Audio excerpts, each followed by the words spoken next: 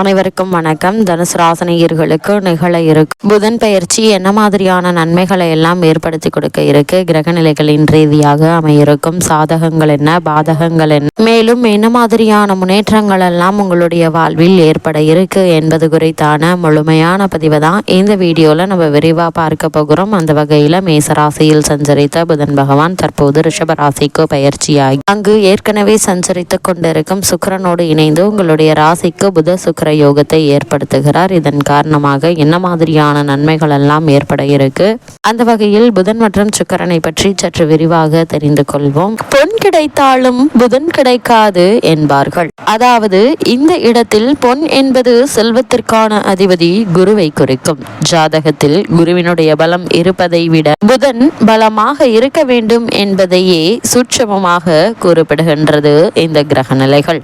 கல்வி, கலை, வித்தைகளுக்கு அதிபதி புதன் கிரகம். எந்த ஒரு விஷயத்தையும் கண்ணால் பார்த்தவுடன் அதை கையால் செய்வதற்கு புதனுடைய அனுகிரகம் வேண்டும். கற்றவர்களுக்கு சென்ற இடமெல்லாம் சிறப்பு. நன்கு படித்தவர்கள் கை நிறைய சம்பளம் வாங்குவதை கண்கூடாக பார்க்கிறோம். நம் வாழ்க்கைக்கு அடிப்படையான கல்வி செல்வத்தை வழங்கக்கூடியவர் புதன் பகவான். புதன் ஒரு விசித்திரமான கிரகம்.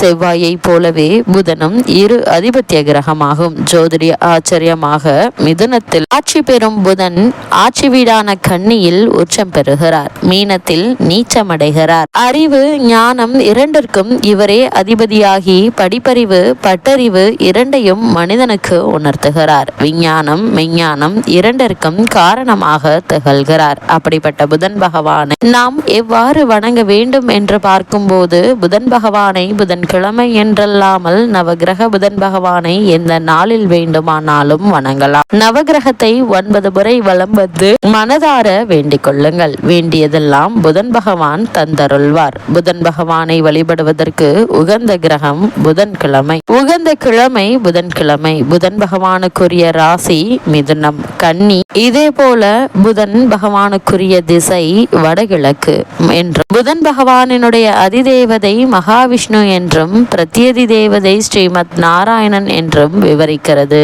ஜோதிட சாஸ்திரம். புதன் பகவானுக்குரிய நிறம் பச்சை. அதனால் தான் திருவெண்காடு தளத்தில் புதன் பகவானுக்கு பச்சை வஸ்திரம் சாத்தப்படுகிறது.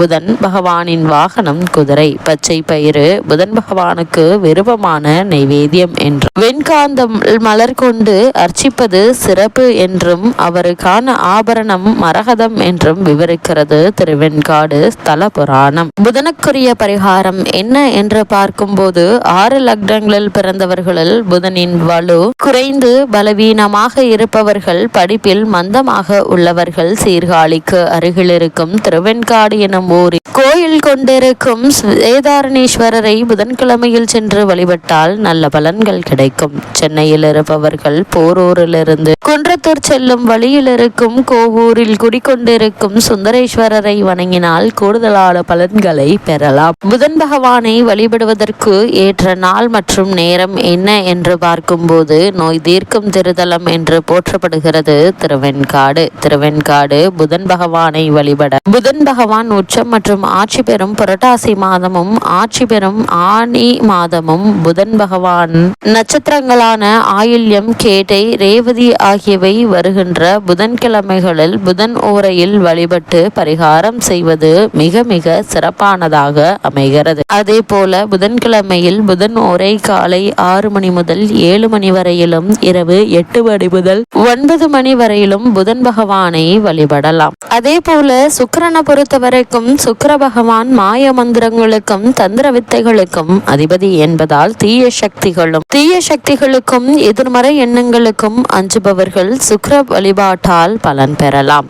சுக்கிர பகவான் சுபமான யோக காரகன் எனப்படுவார். உலக வாழ்வில் எத்தனை சந்தோஷங்கள் தேவையோ அவை அனைத்தையும் நமக்கு தருபவர் சுக்கிர பகவான். குறிப்பாக மகிழ்ச்சியான மன வாழ்க்கை, குழந்தை பேறு அளிப்பவர் சுக்கிரன். அதற்கு அடிப்படையான தாம்பத்திய வாழ்க்கை மகிழ்ச்சியாக இருப்பதும் இவரது அனுகிரகத்தால் தான். சுக்கிர யோகம் அடித்தால் ஒருவர் குபேரனை மிஞ்சி யோக வாழ்க்கையை மேற்கொள்வர் என்கின்றது சாஸ்திரம். சுக்கிர பகவானுக்குரிய சுக்கிர வாரத்தில் சுக்கிரஹோரையில் சுக்கிர பகவானை பிரார்த்திப்பதும் வழிபடுவதும் விசேஷமானது என்கின்றது ஜோதிட சாஸ்திரம். அது மட்டுமில்லாமல் அஸ்வக்கொடியை கொண்ட அசுரர்களின் குரு சகலகலர்க்கும் மங்கள வாழ்வை அளிப்பவர் இவருடைய பார்வை இருக்க பாவங்களும் துக்கங்களும் காணாமல் போகும். பொன்னும் பொருளும் மலையென சேரும். கடன் தொல்லைகள் நீங்காத தரித்திரம் எல்லாம் சொல்லாமல் போகும் என்கின்றன புராணங்கள். நேந்திரன் பிறகு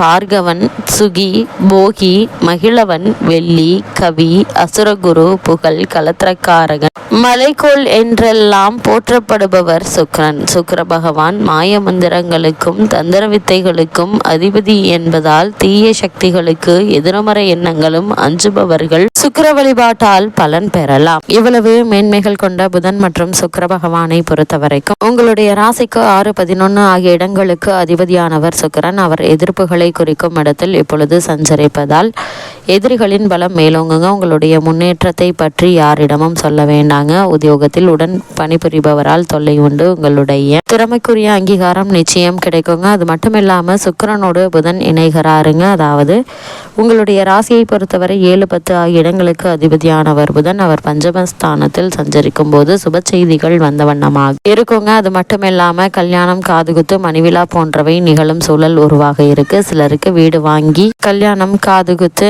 மணிவிழா போன்றவை நிகழும் சூழல் உருவாகும். சிலருக்கு வீடு வாங்கி குடியேறும் யோகமும் உண்டு. வாடகை கட்டிடத்தில் நடைபெறும் தொழிலை சொந்த கட்டிடத்திற்கு மாற்றும் முயற்சி கைகூட இருக்கு. தொழிலில் புதிய ஒப்பந்தங்கள் வந்து சேர இருக்குதுங்க. அது மட்டும் இல்லாமல் இக்காலகட்ட கிரக நிலைகளை ஆராய்ந்து பார்க்கும் போது இக்காலகட்டத்தினுடைய தொடக்கத்தில் ராசிநாதன் குரு உங்களுடைய ராசியை பார்க்கிறார். இதனால நல்ல சந்தர்ப்பங்கள் நாடி வரலங்க. பொருளாதார பற்றாக்குறை அகல இருக்கு. அதே போல் பொது வாழ்வில் உள்ளவர்களுக்கு கௌரவம், அந்தஸ்து உயருங்க. அதே நேரம் அர்த்தாஷ்டம சனியின் ஆதிக்கம் தொடங்கிவிட்டது. சனியோடு செவ்வாயும் இணைந்து தொடங்குவதால எதிர்பாராத விரயங்களும் மருத்துவ செலவுகளும் உண்டுங்க. ஆரோக்கிய சீர்கேடல்களால் மன நிம்மதியை இழக்க நேரிடும். எனவே ஆகாரத்தில் கட்டுப்பாடும் அலைச்சலை குறைத்து கொள்வது நல்லதுங்க. வாகன மாற்றம் செய்ய உகந்த ஒரு நேரமாகவும் இக்காலகட்டம் அமைகிறது. அது மட்டும் இல்லாமல் தனுசு ராசினியர்களை பொறுத்தவரைக்கும் புத சுக்கிர யோகம் நிகழக்கூடிய இக்காலகட்ட கிரக நிலைகளை ஆராய்ந்து பார்க்கும்போது ராசிநாதன் குரு 7லிருந்து ராசியை பார்ப்பது மேலும் சிறப்புங்க. 3ல் ராகு இருப்பதும் வெற்றிகரமான ஒரு அமைப்பு என்றுதாங்க சொல்ல வேண்டும். உங்களுடைய ராசிக்கு பாக்கியாதிபதி சூரியன் பூர்வ புண்ணிய ஸ்தானத்தில் இருப்பதும் சிறப்பு தாங்க. பிள்ளைகளின் மூலம் மகிழ்ச்சி இருக்கும். புத்திசாலித்தனமான முதலீடுகள் செய்யலாங்க.